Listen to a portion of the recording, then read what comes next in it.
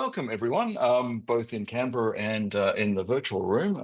And this week we're focusing on the question of democratic innovations, particularly mini publics in this case, and their use and their value. And we're going to dig into some big picture questions in terms of the history of their use, how that may be changed, some of the questions around their use, what the outcomes, different sort of outcomes that processes can have, the different way they're used by different sorts of bodies, and dig into the value of that. And if we get a chance, look into how that might be improved, and some questions about the future evolution potentially. So we're very fortunate this week to have two great sort of speakers, or discussants, if you like. The first one is our very own Professor John Dryzek, and the second one is Josh Rhee. But without further ado, we should actually uh, do our traditional acknowledgement of country, as is the tradition at UC. We acknowledge the Ngunnawal people as traditional custodians of the ACT, and where many of us are actually at the moment at UC's Bruce campus, and we recognise that they are an integral and celebrated part of UC's culture and extend that acknowledgement to other First Nations people, wherever you may be. And it's important to note that we are recording this session as well. Hopefully everyone is okay with that. So, by way of introduction to the question, this is a very tough question for me to moderate, because it's something I have some very strong thoughts on, and I almost thought about trying to wiggle my way into being a presenter rather than a moderator. But we have both John and Josh are very well equipped to speak to the question. But by way of some introduction to the question, to the topic. As many of you are aware, the sort of use of mini publics has developed and grown and diversified over a period of 30 plus years, to a point where recently there was speak of, particularly in the European context, the idea of a deliberative wave, referring specifically to the growing use of mini publics, particularly in sort of issues such as climate change, and growth in scale, from sort of more local applications to national and now indeed to global applications of deliberative mini publics, bringing citizens together to speak on issues that concern us all. The development, the growth and use has not been without some questions and even some controversy, and questions such as their sort of wider democratic legitimacy have been sort of brought into question in some respects. There is also some controversy about the sort of nature of different designs and applications, and the way that they're commissioned and used, be it for government, even activist organisations, and as we'll hear from Josh, for private organisations as well, which is a sort of a fascinating insight that we'll be able to bring to the discussion today as well. So there's a lot of scope to discuss many of these issues in the use of mini publics, and how they are used, how that's been evolving, and how useful are they, and what is their value? Is it something that we should continue to focus on developing, or should we be looking at other alternatives in the democratic innovation space? So, without further ado, what we will do is ask our speakers to individually introduce themselves, and their experience with this research and these questions, and give us some of their insights over 3 to 5 minutes. And then we'll actually switch to a discussion with the objective to finishing around about past, and giving the audience a chance to ask some questions, and build on the discussion as we go along. So I'll start with John, if that's okay with you, John, and get you to sort of give us a sort of a précis of your experience in the field, from a sort of conceptual theoretical point of view, but also the way that many publics have developed and designed, and your assessments historically, and any observations in terms of where things have developed and where they might be going. Right. Over to you, John. Okay, thanks, Simon. So in terms of what I've done with many publics over the years, I've been involved in observing them, thinking about what they can do for deliberative democracy, and occasionally helping organize them. So I was one of the organizers, along with Simon and many other people, of the Australian Citizens Parliament back in 2009, which I think was a landmark mini public when it comes to Australia. Now, more recently, there has been a proliferation of mini publics, as Simon pointed out. It's sometimes referred to as the deliberative wave. I'm following an OECD report from a few years ago, and that's something to celebrate. It does seem that mini publics are the places where we can see at least some of the ideals of deliberative democracy being realized most easily. And mini publics have become sort of strongly linked to deliberative democracy as a field, even though the two of them, for the most part, developed separately. That things like citizen jurists, for example, were invented by Ned Crosby, in this case in the US. They were invented without any knowledge of the academic field of deliberative democracy, and indeed perhaps predate the field. But today, for better or for worse, the two are closely linked. And sometimes it seems that deliberative mini publics can have an impact on policy, although there are plenty of cases where they don't. But we should not mistake mini publics for the field of deliberative democracy.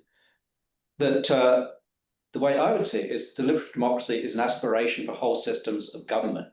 And so rather than seeing mini publics as sufficient in themselves for deliberative democracy, we should ask what mini publics can contribute to larger systems, and especially to larger deliberative systems. Mini publics themselves are not enough to realize the deliberative agenda. The deliberative wave has coincided with the more general global retreat of democracy over the last 10, 15 years or so. This is perhaps encapsulated in the case of Brazil. Brazil has long been regarded as a hotbed of deliberative and participatory innovation, but that didn't stop Brazil electing Bolsonaro as president by a very large majority in 2019. Of course, it's no longer there, but that's another story. So this is a research practice exchange. So what does research tell us that's relevant when it comes to the practice of deliberative mini publics?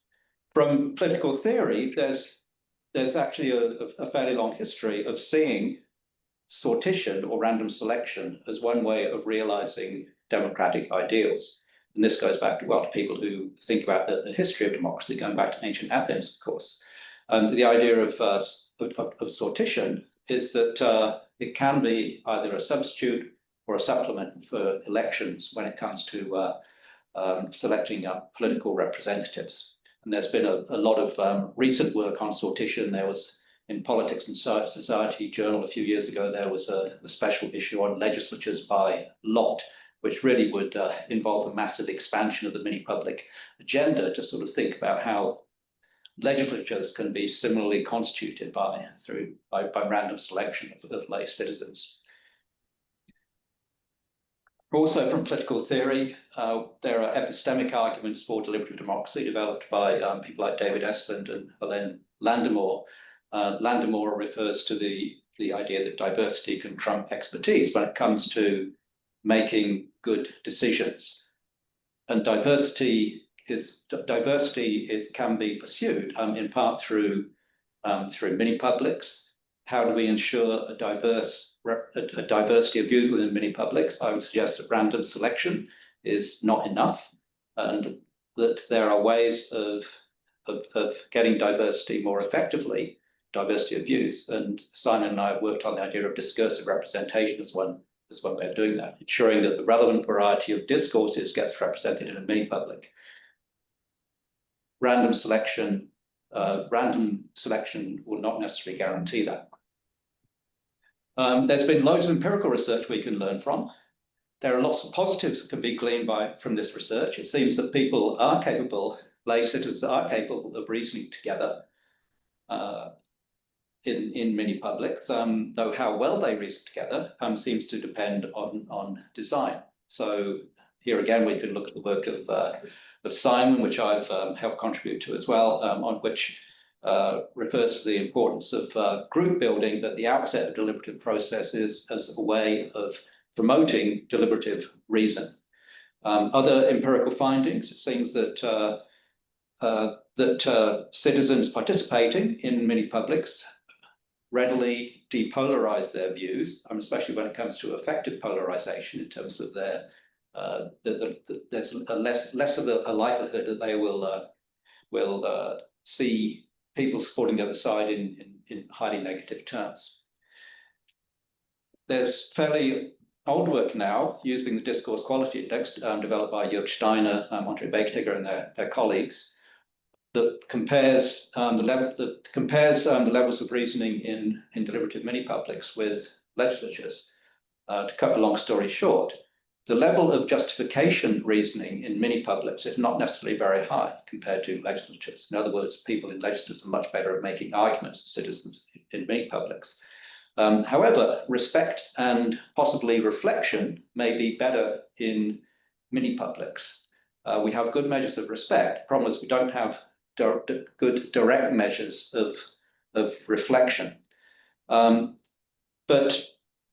if the task of mini-publics is reflection, then that can draw on the much longer tradition of juries in criminal justice. We trust juries in criminal trials to reflect on the merits of the arguments made by advocates, obviously reach a verdict. In the same way, we might think of mini-publics as the task is involving reflection on the merits of different arguments. So the fact that justification rationality is not necessarily very high in mini-publics is actually not really a problem. That we can think of them as their task is reflecting on the merits of different sides rather than the actual making of arguments. At a macro level, we might link this to proposals for introducing something like mini-publics into legislatures. If we think of the jury in a criminal justice trial as being a chamber of reflection, whereas the courtroom itself is a chamber of justification where arguments are made, then we think of that as providing a model for a bicameral parliament in which we can think of a lower house as a house of justification, where arguments are made, but there's very little reflection on the merits of different arguments. People in legislatures or partisan politicians very rarely change their minds as a result of what they hear. And we could think of the upper house as a house of reflection. Of course, it's traditionally how bicameral parliaments were supposed to operate. The upper house is supposed to be a house of review, but generally they don't work like that. That generally, in practice, upper houses simply mirror the kind of partisan exchanges, partisan justification that we see in lower houses. So why not constitute upper houses by sortition rather than by election? The ACT provides a golden opportunity. In the Australian Capital Territory, there's only a single house. So why not constitute an upper house, a house of review by sortition? Or if you think that's going too far, maybe a proportion of the upper house by sortition to introduce some of the virtues of citizen reflection into an upper house. Okay, lots of other empirical findings that I could refer to. One striking empirical finding from surveys in the recent past. There are surveys done by Saskia Goldberg, Andre Beektiger, and their colleagues, and others as well, which find that populist citizens are actually quite highly attracted to the idea of mini-publics, more so than citizens in general. Well, why is that? Because populist citizens distrust elites. They distrust elite politicians. And so the idea that you might have a decision-making role for citizens just like themselves, constituted in mini-publics, is actually attractive to them.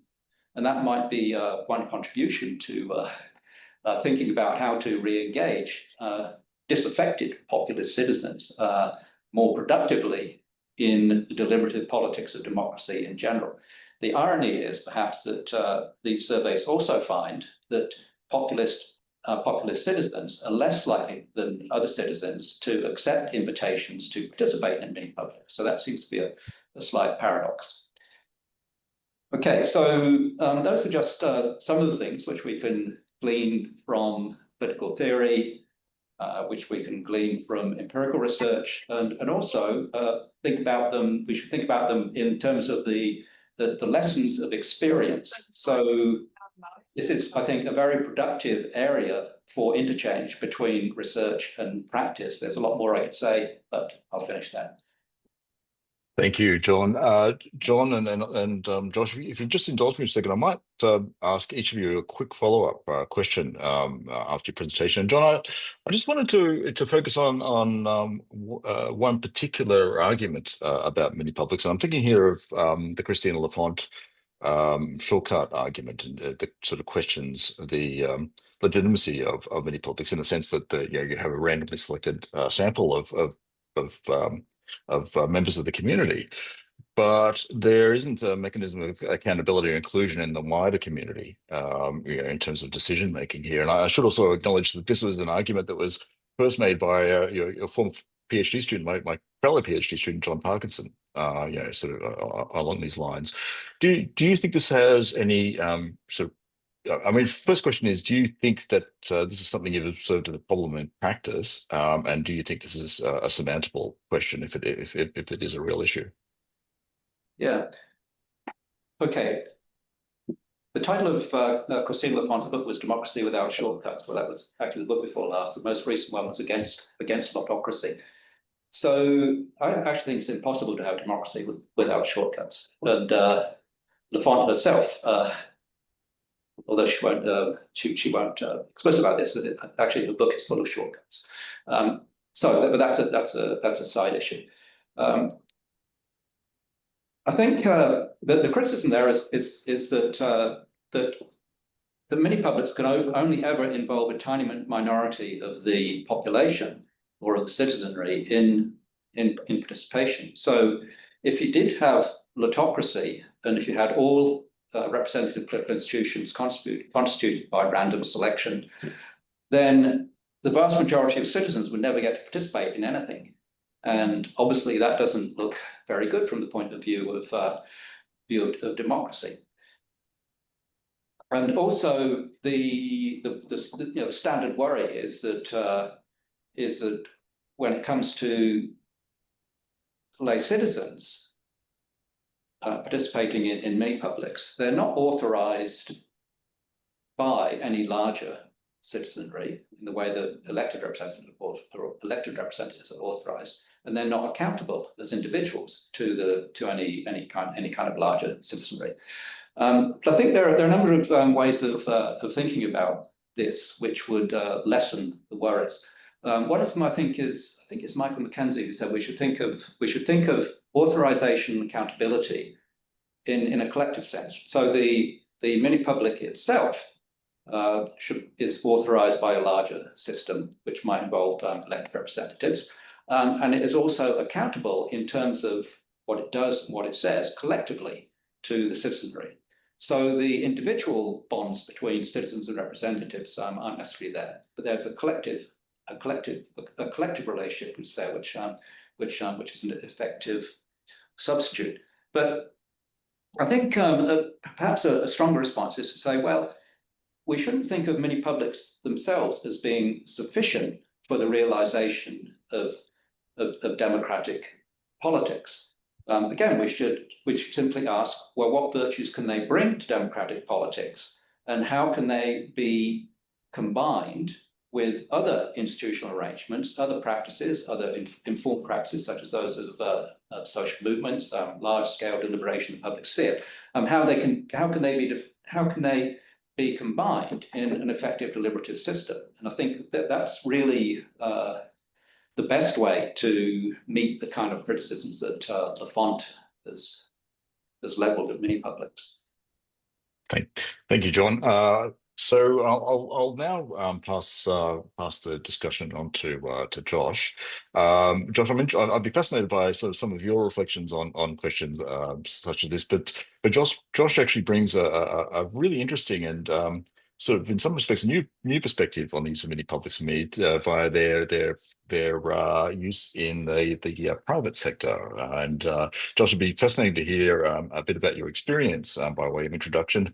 And also note that Josh joins us from the organization Amplify, and perhaps you'd like to tell us a little bit about Amplify and its mission and what it does and your role in it as well. So over to you, Josh.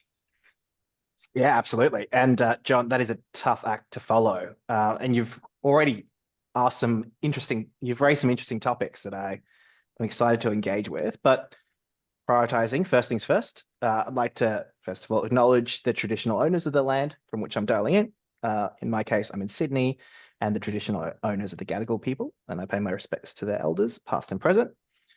To tell you a little bit about how I have joined the world of mini publics. It's very much been in the non-government and non-research space.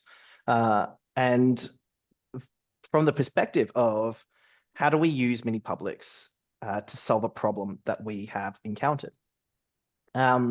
So I started out my professional career as a mediator, and that involved a lot of resolving disputes and seeing issues from the perspective of what can both parties live with. How do I facilitate communication with parties in a way that leads to an outcome that they can both live with? And that led me to an interest in how moral values might interfere with this process and the willingness of parties to come to a mutual agreement that they can live with. And after I did my PhD on this topic of moralization, I had the opportunity to work at an applied behavioral science consultancy, and we were lucky enough to work on a number of quite exciting projects happening in the tech space with Meta, the owner of Facebook, Instagram, WhatsApp, terrifying number of companies actually. And Meta were faced with quite a difficult challenge at the time, which was Facebook and the other social media platforms had become so pervasive in the way that discourse is formed and the way that the public communicate with one another and also interact with the state that it had become the new public square. And so you had this situation where you had a public square that is essential to the working of democracy, and yet the custodian is a private company. The people who operate, who make rules that apply to that public square, were not democratically elected, and that was quite a challenging position for a tech company to be in. And I think there was, to be fair to them, quite a lot of acknowledgement that they may have blind spots in this area, and that people who are good at creating tech platforms may not necessarily be have the right perspectives or be good at knowing what the public might be thinking or what the public might support in terms of the rules that govern these public squares. And so, again, there was this problem. And so Meta was interested in potential solutions for overcoming this democracy deficit and this legitimacy gap. And many publics were one of the proposed solutions. And so we ran a series of what Meta called community forums, the first being on the question of how should Meta deal with problematic climate content on Facebook. That was an original proof of concept, specifically looking at how we can adapt the mini publics process to be able to inform policy within a private company in a meaningful way. And that was also conducted across 4 different countries: Nigeria, Brazil, France, and the US. And we had quite promising results from there. We found that people were quite willing to engage in this deliberation on what is, I guess, a private, a kind of like for-profit platform, and were able to yield its recommendations that policymakers within Meta were able to take forward. And so that led to a scaling of the community forums program. And so the second community forum program that I was involved in, both in terms of the design and the evaluation, was a much larger scale one with 6,000 participants across 32 countries.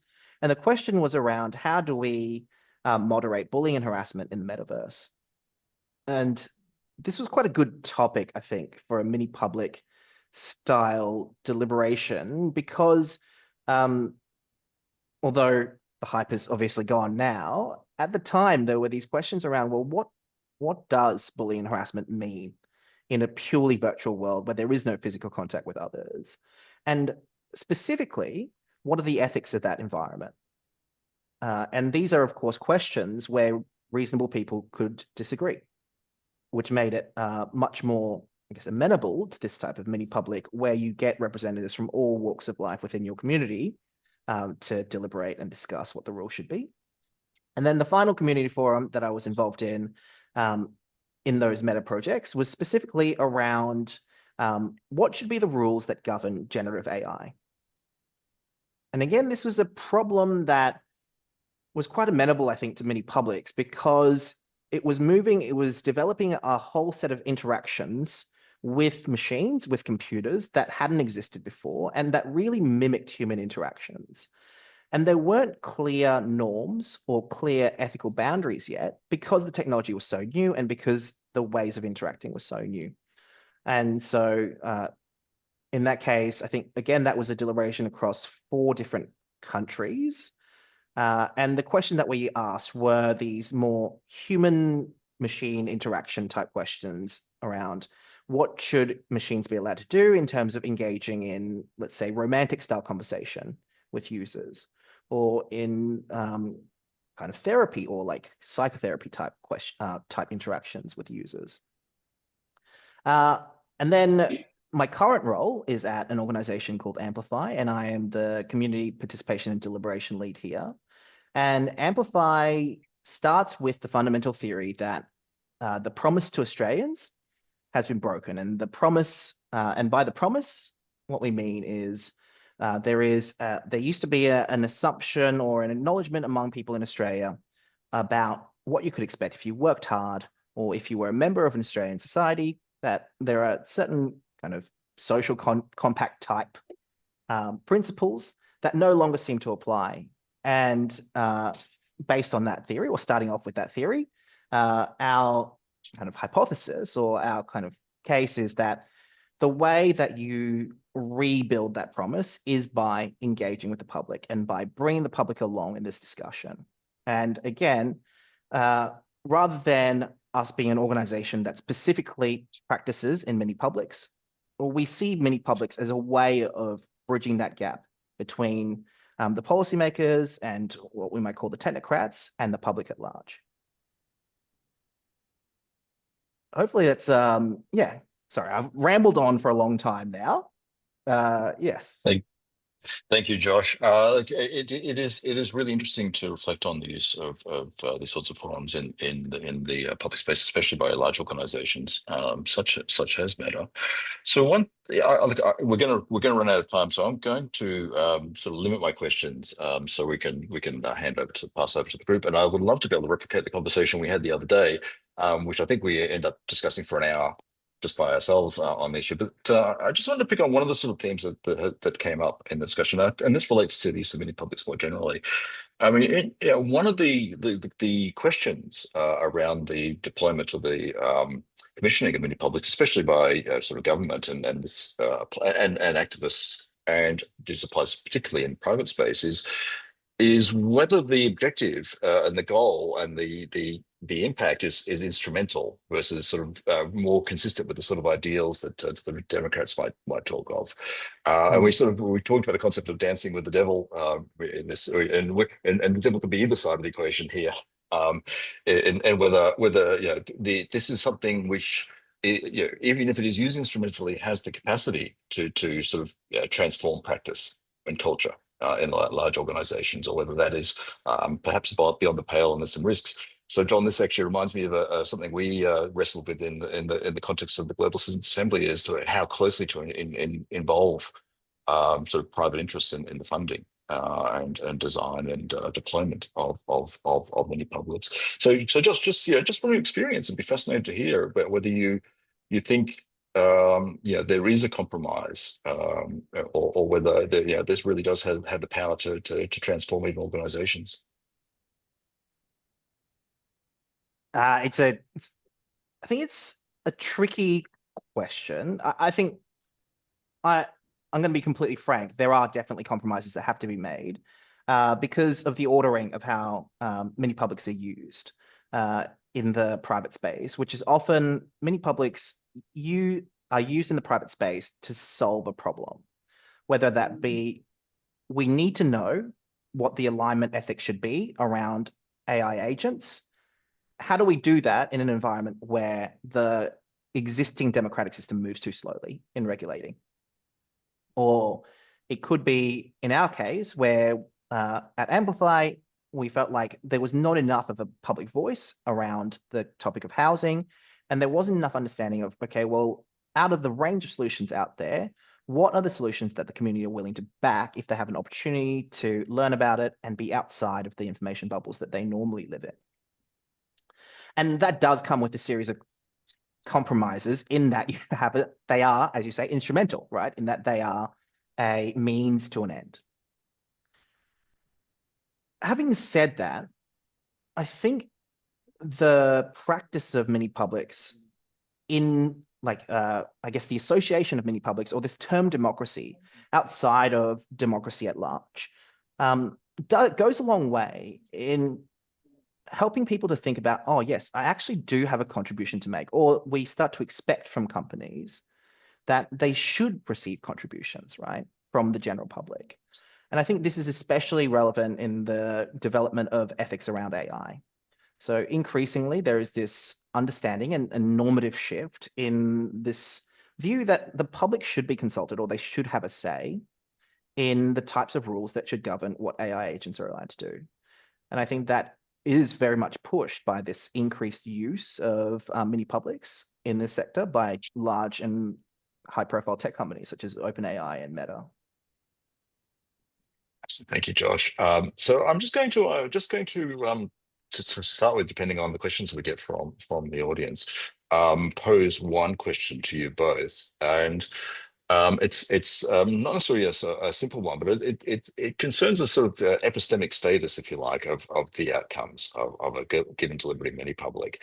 So and whether this question actually has some implications in terms of what their value is and how they should be used.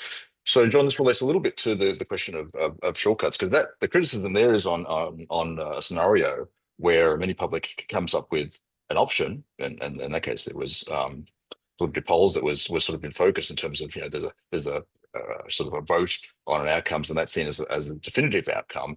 And of course, the other model is where a mini public is commissioned by a decision maker and comes up with a policy recommendation. And the question is whether it's that policy recommendation is implemented.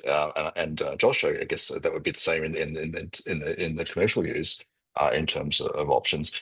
And just a quick reflection on that is so it's always struck me as being even potentially a little bit unfair on many publics and not necessarily capturing. And this is again my perspective on this, what their strengths are.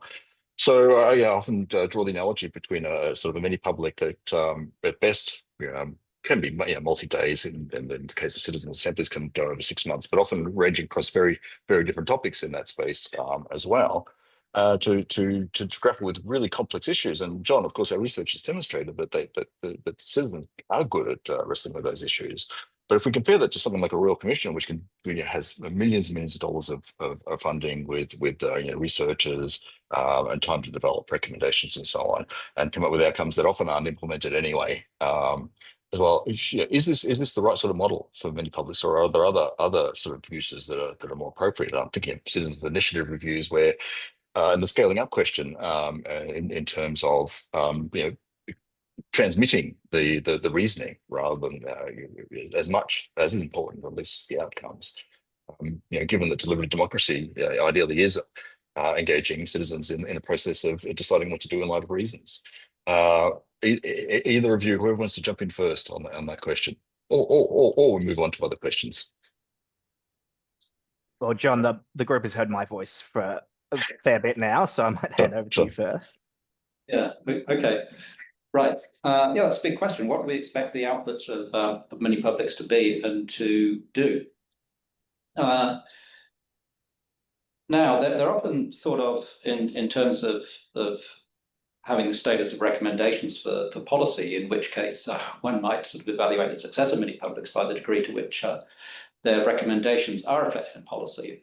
Probably the most well-studied example of that in recent years is the French Citizens' Assembly on the climate, and which did come up with a series of policy recommendations, many of which were adopted in policy and legislation, even not the most radical ones. And critics tend to focus on the fact that radical recommendations, such as making ecocide crime on a par with crimes against humanity, were not accepted.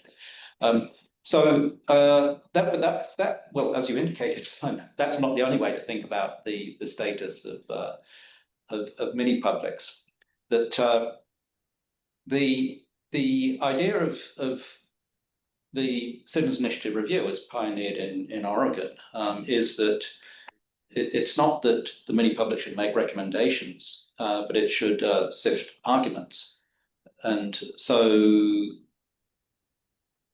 of course, what happened there is that the citizens panel was constituted to deliberate a referendum question, and then its main task was just to sort through the arguments made by advocates on different sides, and then it would